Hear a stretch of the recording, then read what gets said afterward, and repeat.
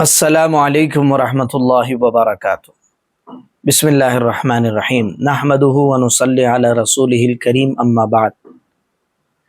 اعوذ باللہ من الشیطان الرجیم، بسم اللہ الرحمن الرحیم۔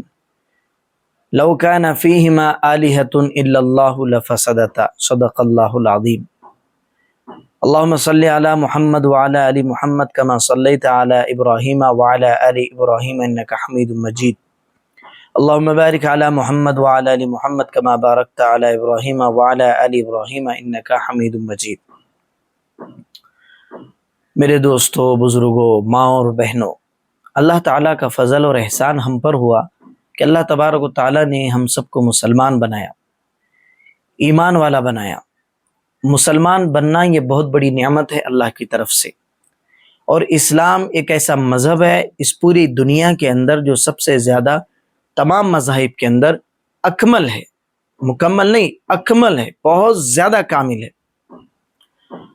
بچپن سے لے کر بڑھاپے تک انسان کو گائیڈ کرتا ہے۔ زندگی کا کوئی موقع ایسا نہیں ہے جس میں انسان کو اسلام گائیڈ نہ کرتا ہو، راستہ نہ بتاتا ہو، چاہے وہ مرد ہو، عورت ہو، بوڑھا ہو، بچہ ہو، سب کے لیے رہنمائی اسلام کے اندر موجود ہے۔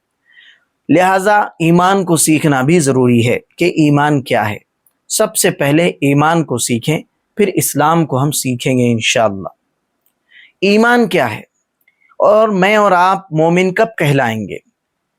میرا اور آپ کا نام اللہ کے پاس مومن اور مومنوں کے فہرست کے اندر کب جڑے گا؟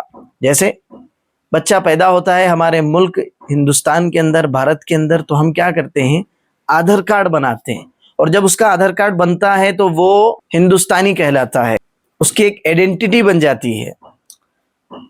اسی طریقے سے اللہ کے رجسٹر میں ہمارا نام کب لکھا جائے گا، یہ جاننا ہمارے لیے ضروری ہے۔ تو عزیز دوستو، ایمان مجمل کیا ہے؟ آپ غور سے سنیں۔ آمنت باللہ کما ہوا باسمائہ وصفاتہ وقبلت جمیع احکامہ۔ سب سے پہلے اللہ کو ماننا ہے، اللہ پر ایمان لانا ہر مسلمان کو ضروری ہے۔ کیا ہے؟ اللہ کو ماننا۔ کیسے ماننا؟ جیسا کہ وہ اپنے ناموں اور صفتوں کے ساتھ ہے، وقبلت جمیع احکامہ، اور یہ دل سے ماننا ضروری ہے کہ میں نے اللہ کے تمام احکام کو قبول کیا۔ اللہ کو ماننا اس کی ذات اور صفات کے ساتھ۔ ایک ہوتی ہے ذات اور ایک ہوتی ہے صفات۔ ذات کیا ہے؟ مثال کے طور پر ایک آدمی ہے، اس کا نام ہے زید، ماں باپ نے اس کو نام دیا ہے پیدا ہونے کے بعد، تو یہ اس کا ذاتی نام ہے۔ لیکن اس نے محنت کی، وہ ڈاکٹر بنا، اس نے ایک فیلڈ میں اپنے آپ کو لگایا، وقت کا صحیح استعمال کیا، حافظ بنا، عالم بنا، کچھ بنا، تو اب لوگ اس کو حافظ صاحب کہیں گے، عالم صاحب کہیں گے، یا ڈاکٹر صاحب کہیں گے۔ کیوں؟ کہ اب اس کے اندر وہ ہنر آ گیا، اس کے اندر وہ چیز آ گئی، اس نے اپنے آپ کو محنت کر کے اس قابل بنایا، قرآن کو اس نے یاد کر لیا، تو لوگ اب اس کو حافظ صاحب کہیں گے۔ اب اس کا نام جو زید تھا، اس سے زیادہ اس کو حافظ صاحب کے نام سے، عالم صاحب کے نام سے اور ڈاکٹر صاحب کے نام سے لوگ پکاریں گے۔ یہ اس کی صفات ہو گئیں۔ اصل نام تو اس کا زید ہے، لیکن اب صفات کی وجہ سے اس کو ڈاکٹر صاحب کہیں گے۔ تو اللہ تعالیٰ کا اسم ذات اللہ ہے، اللہ ہے، اور صفات میں تو ذات کے اعتبار سے بھی اللہ کو ماننا ہے۔ اور اللہ کی ذات کیا ہے؟ وَإِلَٰهُكُمْ إِلَٰهٌ وَاحِدٌ۔ اللہ تعالیٰ اکیلے ہیں، تنہا ہیں، اللہ کا کوئی ساتھی ہے نہ شریک ہے۔ قُلْ هُوَ اللَّهُ أَحَدٌ، اللہ اکیلے ہیں۔ اور ایک ہم کو سمجھانے کے لیے اللہ تعالیٰ نے ایک آیت میں فرمایا ہے، قرآن کے اندر آیت ہے، لَوْ كَانَ فِيهِمَا آلِهَةٌ إِلَّا اللَّهُ لَفَسَدَتَا۔ بڑی گہری بات ہے، توجہ سے سنیں، یقین بن جائے گا۔ اگر زمین و آسمان کے اندر کوئی اور خدا ہوتے، دو خدا ہوتے، تو فساد ہو جاتا۔ یقینی بات ہے کہ اگر ایک اسکول کے دو پرنسپل ہو جائیں تو جھگڑا ہو جاتا ہے، اور ایک جماعت کے دو امیر ہو جائیں تو فساد ہو جاتا ہے۔ اتنے بڑے عالم کے اندر دو خدا ہو، کیسے یہ ممکن ہے؟ کیسے پاسبل ہے؟ عقل لگا کر بھی ہم سوچیں تو ہمیں سمجھ میں آتا ہے کہ یہ سورج کا وقت پہ نکلنا، دن کا وقت پہ ہونا، اور شام کا اپنے وقت پہ ہونا، سورج کا نکل کر ڈھلنا، کوئی ایک ذات ہے اس کے پیچھے جس کے حکموں کو یہ مان رہے ہیں کہ ذرا سا بھی اپنے وقت سے نہ پہلے کبھی سورج نکلتا ہے نہ وقت کے بعد ڈھلتا ہے، برابر ایک لیول کے ساتھ دنیا کا نظام چل رہا ہے۔ یقینی بات ہے کہ کوئی ہے جو بہت بڑا زبردست قدرت والا ہے کہ جس کی وجہ سے عالم چل رہا ہے، اور اللہ نے قرآن میں فرمایا بھی ہے تبارک الذی بیدہ الملک وہو علی کل شیء قدیر، بڑی عالیشان ہے وہ ذات جس کے ہاتھوں میں بادشاہت ہے اور وہ ہر چیز پر قادر ہے، وہ اللہ ہے۔ عزیز دوستو بزرگو، اللہ کی ذات کو ماننا کہ اللہ تن تنہا اکیلے ہیں، قل هو اللہ احد، اللہ اکیلے ہیں، اللہ الصمد بے نیاز ہیں، لم یلد ولم یولد ولم یکن لہ کفوا احد، نہ اللہ کا کوئی بیٹا ہے نہ اللہ کے کوئی ماں باپ ہیں۔ یاد رکھیں اللہ تعالیٰ بے نیاز ہیں، ہر چیز سے بے نیاز ہیں۔ اللہ کی آنکھیں ہیں لیکن میرے اور آپ کی طرح آنکھیں نہیں ہیں۔ اللہ تبارک و تعالیٰ دیکھتے ہیں لیکن دیکھنے کے لیے کسی چیز کے محتاج نہیں ہیں، ہم دیکھنے کے لیے آنکھوں کے محتاج ہیں، اللہ تعالیٰ کسی چیز کے محتاج نہیں ہیں۔ اللہ تعالیٰ کا دیدار ہم کو ہوگا انشاءاللہ قیامت کے دن ہوگا، جنت میں ہوگا۔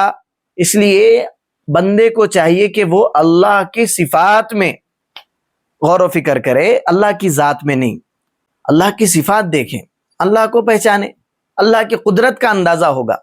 بہت ساری چیزیں زمین و آسمان کے اندر پھیلی ہوئی ہیں، بات کو طول نہ دیتے ہوئے اللہ کی ایک ذات ہے اور اللہ کی چند صفات ہیں۔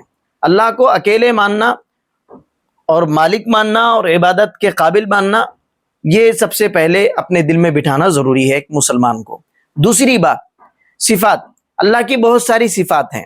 اللہ تعالیٰ رزق دینے والے ہیں، رزاق ہیں، عالم ہیں، بہت زیادہ جاننے والے ہیں، غیب کی باتوں کو جاننے والے ہیں، اور بہت زیادہ عظمت والے ہیں، بزرگی والے ہیں، بغیر کسی نمونے کے اول پیدا کرنے والے ہیں، اور دیکھنے والے ہیں، سننے والے ہیں، اور دوبارہ انسان کو پیدا کرنے والے ہیں، اولاد دینے والے اللہ ہیں، مصیبتوں سے نکالنے والے ہیں، دروازے کھولنے والے اللہ ہیں۔ ایسے بہت ساری اللہ کی صفات ہیں۔ سب سے بڑی صفت اللہ کی رحمان ہے، اور یہ اللہ کا کرم ہے کہ مجھے اور آپ کو اللہ نے بہت ساری نعمتیں یوں مفت میں دے دی۔ اسی کو رحمان کہتے ہیں جو اپنی مرضی سے کسی کو بھی کچھ بھی نواز دیتا ہے، یہ نہیں دیکھتا کہ سامنے والا حق رکھتا ہے کہ حق نہیں رکھتا، لائق ہے کہ نالائق ہے، اللہ تعالیٰ نہیں دیکھتا اور دے دیتا ہے۔ مجھ جیسے نالائق کو بھی اللہ تعالیٰ نے بہت ساری نعمتیں دے دی، آپ کو بھی اللہ تعالیٰ نے بہت ساری نعمتوں سے نوازا ہے۔ تو اللہ کی بہت ساری صفات ہے، اللہ کو ذات اور صفات دونوں اعتبار سے ماننا ہر مسلمان کے لیے ضروری ہے۔ تو ایمان لایا میں اللہ پر، ایمان مجمل یاد کر لیجئے، پہلے میں اس کو پڑھ لیتا ہوں۔ آمنت باللہ کما ہوا باسمائہ وصفاتہ وقبلت جمیع احکامہ، ایمان لایا میں اللہ پر جیسا کہ وہ اپنے ناموں اور صفتوں کے ساتھ ہے، اور میں نے اس کے تمام احکام کو قبول کر لیا۔ اللہ کو مان لیا، اللہ کی صفات کو مان لیا، اور اس کے تمام احکام کو قبول کر لیا۔ یہ ہر مسلمان کو ماننا اور جاننا ضروری ہے۔